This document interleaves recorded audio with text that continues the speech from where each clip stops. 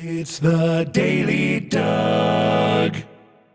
Hey y'all, welcome back to the Daily Doug. Thanks for being with me today. My friends, you have found me on a Friday, and of course, my friends, that means that it is a masterpiece Friday on today's Daily Doug. And for this occasion, I am reaching back into the Daily Doug vault and I am sharing a reaction to the musical box by Genesis that I filmed back in September.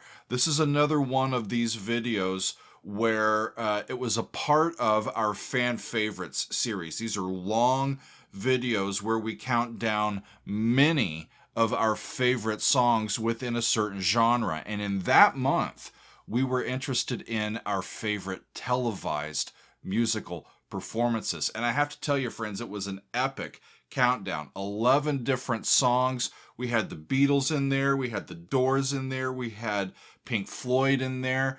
We had a bunch of Jimi Hendrix was in there. We had King Crimson was in there. I mean, you name it. Some of the Who was in there. Some of our best musicians from the last 50 or 60 years were included in this countdown. But the band that won, y'all, the band that won our poll is Genesis. We have a lot of Genesis fans over on our Patreon, and they wanted me to see a early televised performance of the musical box. And this is a song that I had heard, but only heard once before. I heard it actually as part of my full album reaction to Nursery Crime that I did on YouTube. Sadly, that one has been blocked on YouTube, but it is still available over on Patreon. But I had heard it as part of that album, but I'd never seen them performing it. And this is Genesis when they are very young, y'all. It's 1972.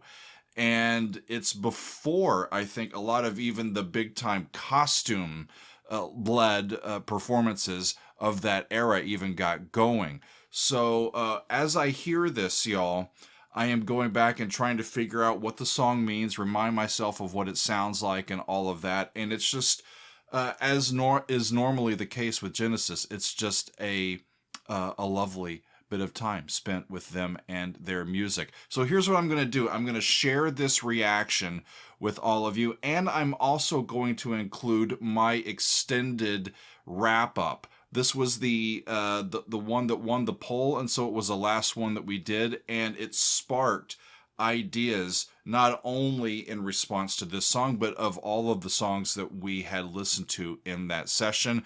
And I think it was a nice wrap up, and that's what I want to share with y'all today. So sit back, relax, and enjoy this Daily Doug throwback episode. It's the musical box from Genesis.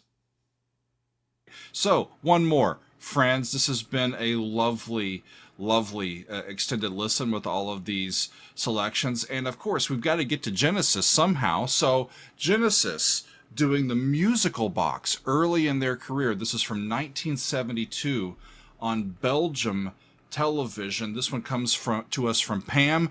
Pam wins another fan favorites poll. I can't keep track, Pam. You're doing well. And Pam says, I've watched this entire performance from this 1972 Genesis performance on YouTube over and over. This was from their Nursery Crime tour, and all the songs are fantastic. But since we have a time limit here, I picked the musical box, the most well-known from the album. Yes, that's the one I remember the most from Nursery Crime.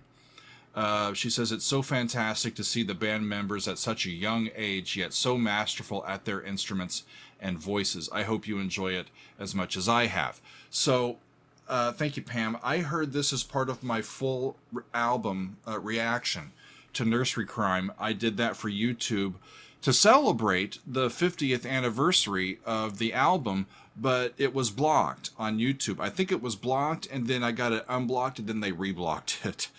So it is available on Patreon. Yeah, it's been since then that I've heard this. Nursery Crime was their third album. It was released in November of 1971, and this song starts off the album, as we recall. This performance aired in March of 1972, and Genesis played about a 30-minute set at a television studio in Brussels. And I am eager to hear this one again, y'all. I think this is going to be the first time that I've heard this one since hearing it on the full album reaction almost 3 years ago. So it's been a while. I think I've heard it on one of the live albums, just in passing, like as I've heard it. But I'm not as familiar with this one as I am with a lot of Genesis music. So it's going to be great to hear it for another time. What's the song about? Just a little bit here. I found this written about it. The lyrics are based on a Victorian fairy tale that was written by Peter Gabriel. It's about two children in a country house. The girl, Cynthia, kills the boy, Henry, by cleaving his head off with a croquet mallet. She later discovers Henry's musical box. When she opens it, Old King Cole plays, and Henry returns as a ghost, as a spirit, but starts aging very quickly.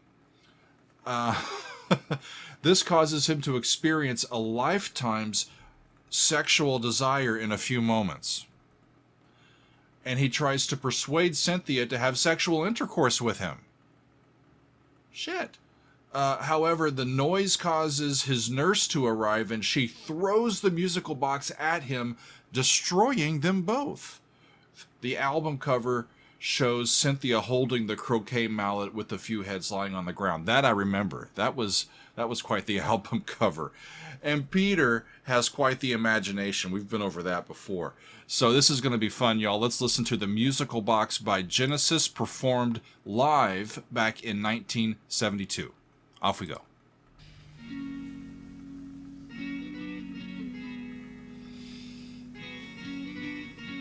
This one's in F sharp.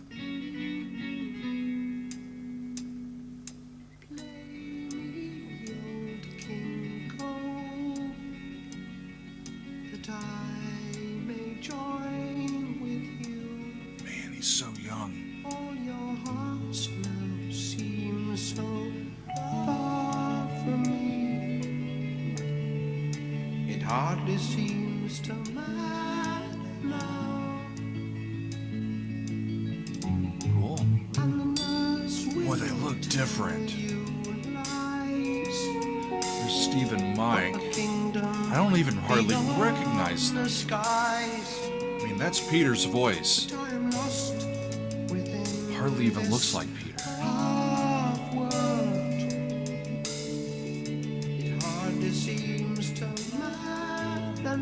Phil looks like Phil, just with hair.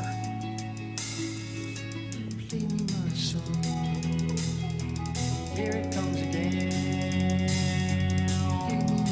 Subtonic. Here it comes Back to again. And Tony's on a guitar with all those keyboards in front of him.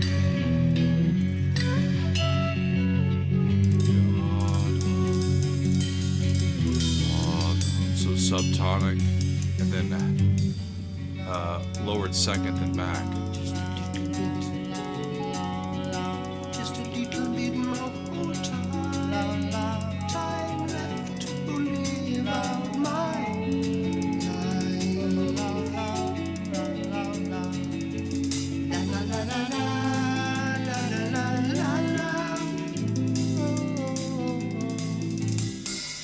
There's a flute.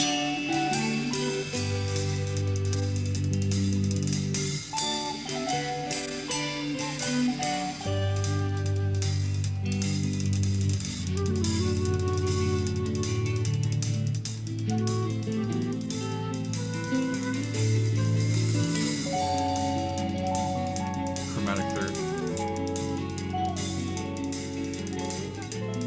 Another one, back to where they came from.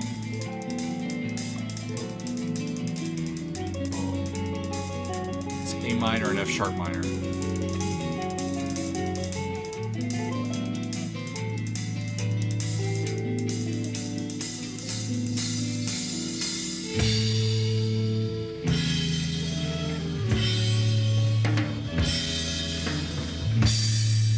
It's a weird setup for television. They're so far away from each other.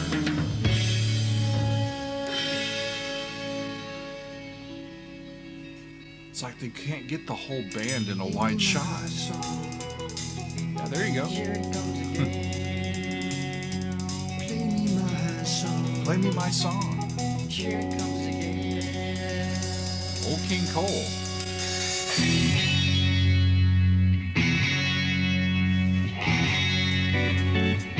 Okay.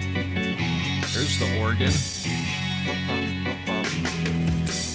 Nice.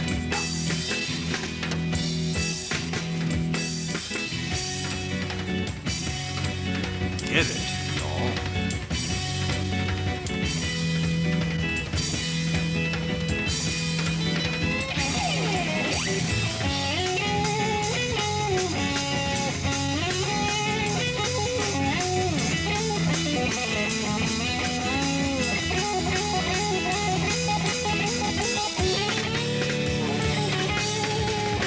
Down to the flat 6, then back to minor 1.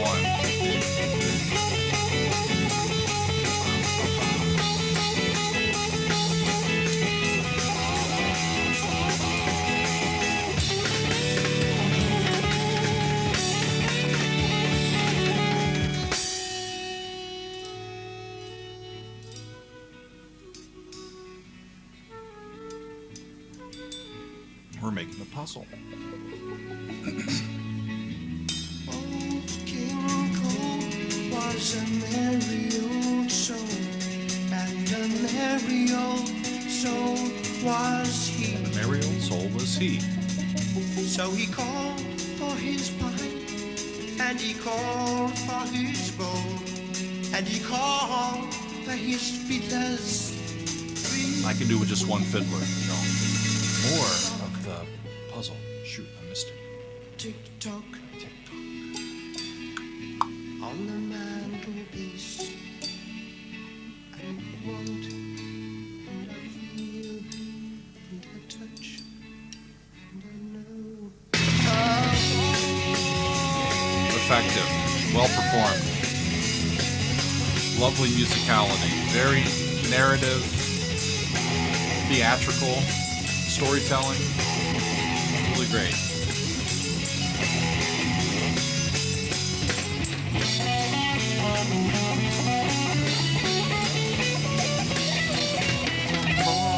Right, so we're still in F sharp minor. Is that the Nursery Crime album cover? Looks like the cover's for it, now that I can see the stripes. It's gotta be. I think so.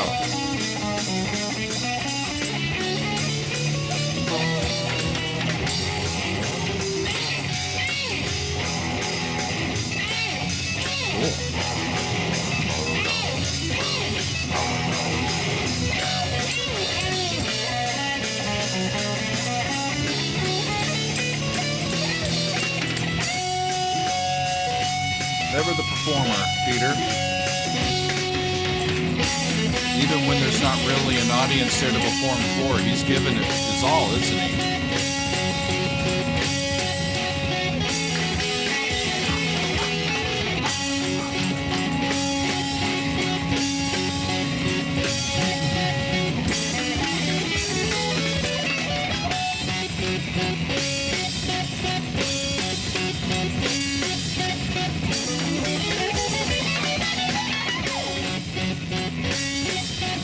Too bad we can't get Mike in this wide shot.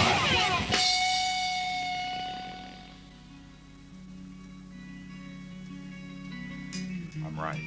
I gotta be right. She's got time. Brush back your hair and let me get to know your mom. Okay, this is where it gets a little creepy for me, y'all. They're kids, right? Even though he's aged, he's still in the body of a kid and a ghost, right? And she's a kid. You know? Unless I'm not remembering that right. It's fairy tale, so...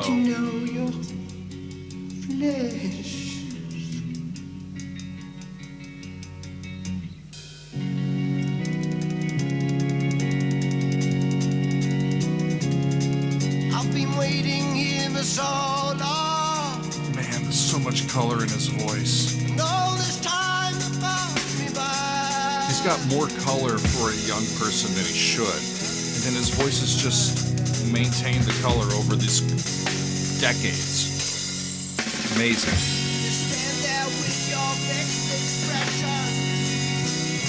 Casting down your Lord on have to say.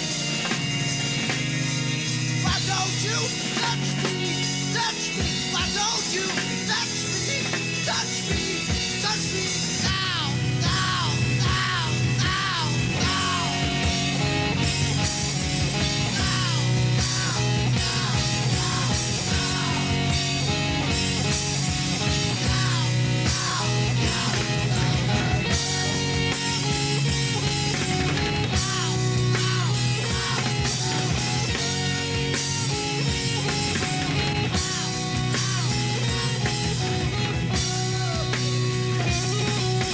And there's one of the heads. There's another head. There's the mallet. Yep. A little smile on her face. You know what you did.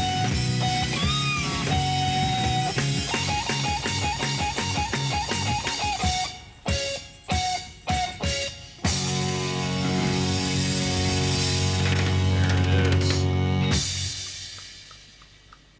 You know, I don't think she was evil. I think she just needed something round to play croquet with. And she's a problem solver, y'all. Your head'll do.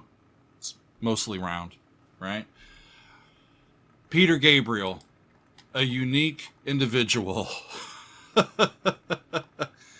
And it's great that he found some equally wonderful and genius musical friends to make those sounds so early in their career.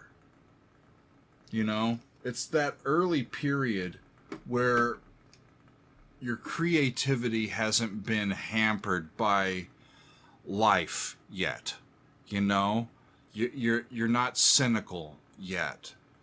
You're still a bit naive, but you've learned a little bit, and you've got a point of view, and you don't know what rules you're breaking, you know, and you can experiment, you can do things, and if it doesn't work out, that's okay. I've still got time, you know. There's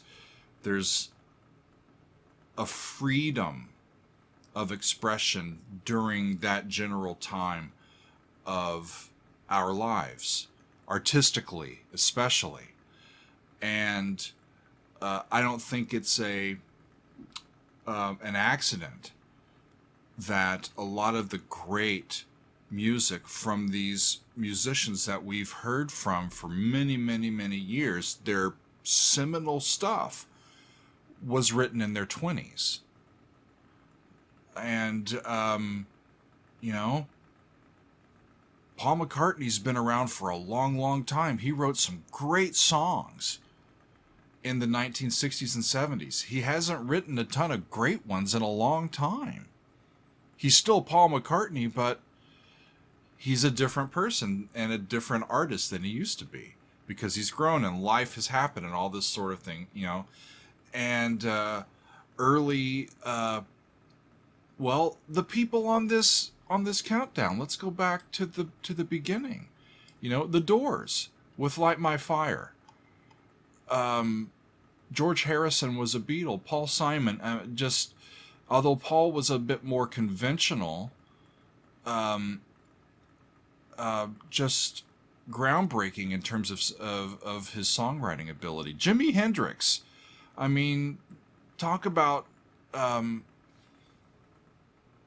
just sheer showmanship and sounds that you can't believe are coming out of a guitar. If Jimi Hendrix was born in the early 2000s and coming of age, you know, around now, he'd be we wouldn't have Jimi Hendrix the same way. You know what I mean? I think there's just magic with where these people and when these people were born, and the society and musical outlet in which they came of age. It really matches up. My Generation by The Who, I mean, come on. Emerson, Lake and Palmer doing their thing early in their career. King Crimson early in their career. Pink Floyd, we saw what they sounded like as older gentlemen doing one of their classics. And, as far as all of the live performances that I've seen of Comfortably Numb, it was one of the more subdued and energy lacking performance of that. It was still great, and it was nostalgic more than anything to see them looking like that at that point in their career, doing that for the last time. If you want an impactful, powerful, get lost in Comfortably Numb, that's not the recording that I'm going for, I think, So you become a different musician over the course of years and major experiences in life. Beatles, I Want to Hold Your Hand, that one was from early in their career. Genesis, early in their career. I just recorded yesterday how about I explain this? I just heard Nightwish. It hasn't come out on YouTube yet. It'll be tomorrow as I record this. But they're talking, this is music in the wake of the pandemic now by a couple of years. Tuomas started writing music for the new Nightwish album in 2021 in the wake of COVID, and David Gilmour was writing his new album that I absolutely love, in the wake of COVID. And I remember remarking to Megan, I have a whole new perspective. I'm developing a whole new perspective on life. My priorities are changing. The things I thought were important aren't as important. I've learned a lot through this, and I have to think that this drastic change in perspective and learning of going through that will be similar with all of the musicians and the filmmakers and the photographers and the artists and the poets. All of our artists are going to have similar life-changing experiences through that. What's the art going to feel like? What's the art going to sound like? What topics are they going to sing about? And the same stuff that I heard from David Gilmour a week or two ago with Luck and Strange on mortality and what we leave behind and making the most of this and being optimistic and thankful for our place in history and the ability to make it what it should be. And the celebration of life wrapped up in a just a beautiful and poignant song, Lantern Light by Nightwish, which y'all will hear tomorrow, on similar topics. That's where, and it makes me happy. That's where these artists were going to. That's what they wanted to write about in their first major projects after or during the pandemic. That's where they were going. That was what was on their mind. And the music and the lyrics so far from a variety of artists has just been affirming. There's some great new music that's out this year, y'all. And I think it's from a new perspective because we're all different people. I was in 2020, I was still an aspiring university professor who had never had a chance to get a full-time university job, and trying to get my compositions performed and not having much luck and just trying to see where things go. But all of the things that I'd been doing up till then, come to find out, had been a training ground for finding this as a new calling. And it's something I take great pride in, and I have come to really enjoy this work. I'm able to speak my mind. I get to be my own boss. I don't have to deal with bureaucratic university stuff. It's pretty nice. And so that clears the way for us to have a free exchange of ideas, to lean on each other, to learn from each other, to feel a kinship with each other, even though many of us might never meet in person. I hope that comes through. Life has been a humbling experience for me time and time again. The Daily Doug has been a great success, and I'm reveling in that, but I still have that perspective of humility, at least I try to, because people ask me, why did you do music? And I tell them, music's the hardest thing I ever tried. It's the one thing that keeps me humble. It keeps me from getting a big head, because it breaks me down. It invades me.